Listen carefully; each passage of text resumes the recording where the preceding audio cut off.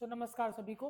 71वीं BPSC के लिए जो हमारा 71 लेक्चर्स का सीरीज है उसमें आज फिर हम लोग जुड़ रहे हैं और आज 16वां क्वेश्चन जो है 16th क्वेश्चन हम लोग डिस्कस करेंगे। पॉलिटी का एक और बहुत इंपॉर्टेंट टॉपिक जो न्यूज़ में भी रहा है काफ़ी ज़्यादा, और वो है आर्टिकल 143। आर्टिकल 143 का जो रेफरेंस प्रेसिडेंट के द्वारा यूज़ किया गया था सुप्रीम कोर्ट से एडवाइस लेने के लिए, उसी को हम लोग को डिस्कस करना है। तो क्वेश्चन है, discuss in short the recent presidential reference under article 143। जो क्यों था, तो वो गवर्नर और प्रेसिडेंट के जो पावर्स थे उसको लेकर जो रेफरेंस यानी कि पूछा गया था प्रेसिडेंट के द्वारा सुप्रीम कोर्ट से, उसके ऊपर आपको एक शॉर्ट डिस्कशन जो है वो बेसिकली इसमें लिखना है। अब देखिए, आते हैं हम लोग इस क्वेश्चन के स्ट्रक्चर पे। तो सबसे पहले जब आप बात करेंगे इंट्रोडक्शन की, इंट्रोडक्शन आपको चूंकि क्वेश्चन में ही लिखा हुआ है रिसेंट जो रेफरेंस दिया गया है, तो अब आप यहाँ पर आर्टिकल 143 का जो बेसिक पार्ट है उससे नहीं शुरू करिए। आप जो रिसेंट में रेफरेंस है उसी को का जिक्र करते हुए आपको शुरू करना है। क्योंकि फैसला भी इसका आ चुका है तो आप वो जजमेंट से स्टार्ट कर सकते हैं जो रेफरेंस था उसको लेकर। इसके बाद बॉडी पार्ट में जब आप जाएंगे तो आपको क्या समझना है कि आपको क्या मेंशन करना है। आपको दो चीज ध्यान देना है। पहला, आर्टिकल 143 का एक शॉर्ट बैकग्राउंड, ठीक है। तो 143 का एक शॉर्ट बैकग्राउंड दे देंगे, कैसे ये आया, क्या ये प्रोविजन कहता है, ठीक है। तो शॉर्ट बैकग्राउंड दे दिया। सेकेंड जो डायमेंशन है, जो क्वेश्चंस पूछे प्रेसिडेंट ने, तो टोटल जो क्वेश्चन 14 क्वेश्चन था, वो क्वेश्चन जो है उसका आपको एक शॉर्ट रेफरेंस देना पड़ेगा, क्या क्या क्वेश्चन पूछा गया था सुप्रीम कोर्ट में प्रेसिडेंट के द्वारा एडवाइस के लिए। और तीसरा, सुप्रीम कोर्ट ने जो रेफरेंस में जजमेंट दिया, इसको आप समझाएंगे कि क्या सुप्रीम कोर्ट ने कहा है कि गवर्नर और प्रेसिडेंट का जो पावर था उसको लेकर क्या सुप्रीम कोर्ट ने कहा है कि उसका पावर होगा वो, और यहाँ पर क्या जुडिशियरी जो है वो कुछ चीज़ें जिन्होंने, ये इसका रेफरेंस अगर हम लोग समझेंगे, अभी इंट्रोडक्शन में मैं बताऊंगा भी कि उसके जो सुप्रीम कोर्ट का जजमेंट आया था for with respect to governor's power, with respect to the delay in the passage of a state bill, reserving the bill for consideration of president, pocket veto, ये सारी चीज़ों को लेकर सुप्रीम कोर्ट का एक जजमेंट आया था तमिलनाडु केस में, जहां सुप्रीम कोर्ट ने कुछ टाइम लिमिट्स सेट किए थे।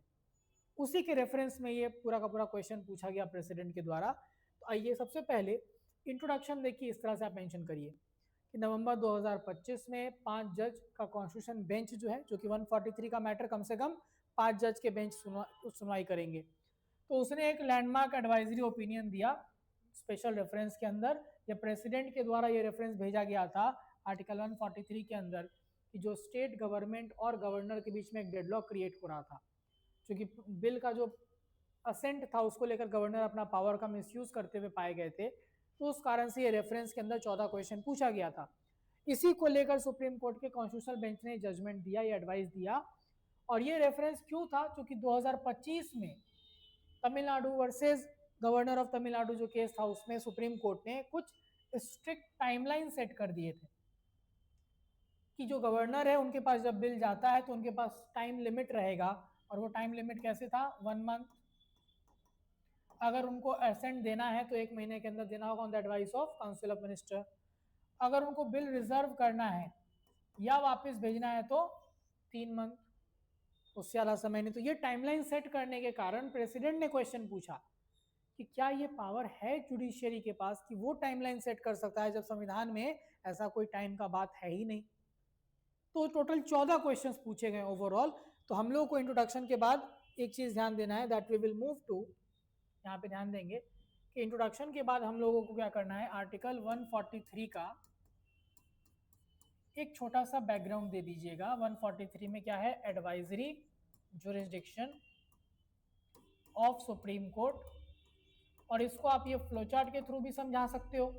कैसे, देखिए, सुप्रीम कोर्ट, प्रेसिडेंट, ठीक है, ये हुआ सुप्रीम कोर्ट, इधर हुए प्रेसिडेंट। अब प्रेसिडेंट सुप्रीम कोर्ट से एडवाइस लेता है। प्रेसिडेंट क्या करता है, सुप्रीम कोर्ट से एडवाइस लेता है, ठीक है। तो अब यहां देखिए, सॉरी, ये प्रेसिडेंट क्या करता है, प्रेसिडेंट सीक्स एडवाइस ठीक है, अब दो मैटर्स में एडवाइस वो मांग सकता है सुप्रीम कोर्ट से। पहला क्या है, any matter of constitutional public importance, any matter of public importance, और दूसरा एडवाइस ले सकता है जो है वो एनी प्री कॉन्स्टिट्यूशनल मैटर, संविधान के पहले का कोई भी मामला अगर है तो उसको लेकर एडवाइस प्रेसिडेंट ले सकते हैं, किससे, सुप्रीम कोर्ट से। अब सुप्रीम कोर्ट यहां पर जो एडवाइस देगा, ठीक है, सुप्रीम कोर्ट जो यहां पर एडवाइस देगा, अब ध्यान दीजिएगा आप, इन फर्स्ट केस यानी कि ये वाला public importance, not bound to give advice. Supreme Court चाहे तो मना कर सकता है, जैसे बाबरी मस्जिद के केस में जब हुआ था तो सुप्रीम कोर्ट ने मना कर दिया था कि हम नहीं बताएंगे, इसके ऊपर ओपिनियन नहीं देंगे, तो वहाँ बाउंडेशन नहीं है। लेकिन जब बात आएगी दूसरा वाला पार्ट का, यानी प्री कॉन्स्टिट्यूशनल मैटर, तो Supreme Court is bound to give advice. जैसे बेरुबारी केस में संविधान के पहले का इशू था, बाउंड थे सुप्रीम कोर्ट एडवाइस देने के लिए। और दोनों ही केसेस में जो एडवाइस दिया जाएगा किसके द्वारा, जो एडवाइस दिया जाएगा सुप्रीम कोर्ट के द्वारा, वो प्रेसिडेंट के ऊपर बाइंडिंग नहीं है। सो president is not bound by advice. तो ये पूरा का पूरा आर्टिकल 143 था। इसको आप एक बैकग्राउंड देके छोटा सा एक फ्लो चार्ट के थ्रू समझा सकते हैं। अब आएंगे हम लोग, जो नेक्स्ट डायमेंशन है वो है क्या क्वेश्चंस प्रेसिडेंट ने पूछा था। तो सबसे पहला क्वेश्चन था कि जब गवर्नर के पास कोई बिल जाता है आर्टिकल 200 के अंदर स्टेट लेजिस्लेचर से पास होने के बाद, तो गवर्नर के पास क्या क्या ऑप्शन है, आप ही बताइए। दूसरा, क्या गवर्नर बाउंड होंगे सीओएम के एडवाइस के द्वारा जब वो बिल के ऊपर अपना पावर एक्सरसाइज कर रहे होंगे, ऑप्शंस एक्सरसाइज कर रहे होंगे। तीसरा, कि गवर्नर का जो डिस्क्रिशन आर्टिकल 200 में दिया गया था, क्या वो कोर्ट में चैलेंज हो सकता है। देन, क्या 361 जो गवर्नर को एक इम्यूनिटी देता है उनके ऑफिशियल एक्ट से कोई भी तरह का जुडिशियल लाइबिलिटी को लेकर, क्या वो आर्टिकल 200 के अंदर जो पावर है उसमें भी एक्सटेंड होगा वो इम्यूनिटी। फिर अगर कोई समय नहीं दिया हुआ है कॉन्स्टिट्यूशन के द्वारा, तो क्या जुडिशियरी कोई समय उसमें लगा सकता है, इम्पोज कर सकता है। क्या जो डिस्क्रिशन प्रेसिडेंट यूज करेंगे जब कोई बिल रिजर्व होकर उनके पास जाता है राज्य का, तो वो जस्टिसिएबल माना जाएगा। क्या प्रेसिडेंट के लिए कोई समय सीमा नहीं है उस केस में, कितने समय में एक्शन लेना है स्टेट बिल के ऊपर, तो क्या जुडिशियरी वो समय सीमा सेट कर सकता है। या अगर प्रेसिडेंट को आर्टिकल 143 के अंदर पूछना पड़ेगा सुप्रीम कोर्ट से कि हाँ मेरे पास ये बिल आया, हम क्या करें, क्या जो डिस्क्रिशन है गवर्नर और प्रेसिडेंट का उसको जस्टिसिएबल बनाया जा सकता है, मतलब कोर्ट में चैलेंज किया जा सकता है कानून के फोर्स में आने से पहले ही। क्योंकि तमिलनाडु में तो यही हुआ, वो बिल पे तो अभी एक्शन लिया ही नहीं गया था, तो क्या उसके पहले कोर्ट में ये मामला चैलेंज हो सकता है। अगला क्वेश्चन था कि जो गवर्नर का और प्रेसिडेंट का पावर था आर्टिकल 200 या 201 के अंदर, इसको सब्स्टिट्यूट कर सकते हैं किसके पावर से, सुप्रीम कोर्ट के पावर से अंडर आर्टिकल 142। मतलब क्या सुप्रीम कोर्ट उस जगह पे जाकर काम कर सकती है, जैसे सुप्रीम कोर्ट ने कहा तमिलनाडु वाले केस में कि जो जो बिल पेंडिंग था वो पास माना गया, मतलब हम ही इसको पास करा दें। क्या ये ऐसा हो सकता है। क्या स्टेट के द्वारा बनाया गया कोई कानून गवर्नर के असेंट के बिना कानून बन सकता है, बिल जो है, ये भी क्वेश्चन पूछा गया।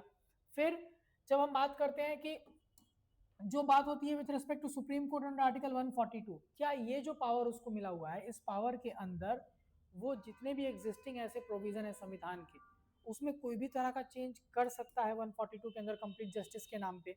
और क्या कॉन्स्टिट्यूशन जो है सुप्रीम कोर्ट का जुरिस्डिक्शन को रोकता है with respect to any dispute between union and state other than the parts mention under article 131। 131 क्या है, ओरिजिनल जुरिस्डिक्शन, तो वहाँ तो स्पेसिफाइड है कि क्या क्या मामले सेंट्रल स्टेट के चैलेंज होंगे। तो क्या इसके अलावा भी कोई एरिया है जहाँ सुप्रीम कोर्ट का डोमेन निकल कर आ सकता है। तो ये सारा क्वेश्चन सुप्रीम कोर्ट से प्रेसिडेंट ने पूछा। अब सुप्रीम कोर्ट का जो जजमेंट आया आपको अगले पार्ट में वो बताना है।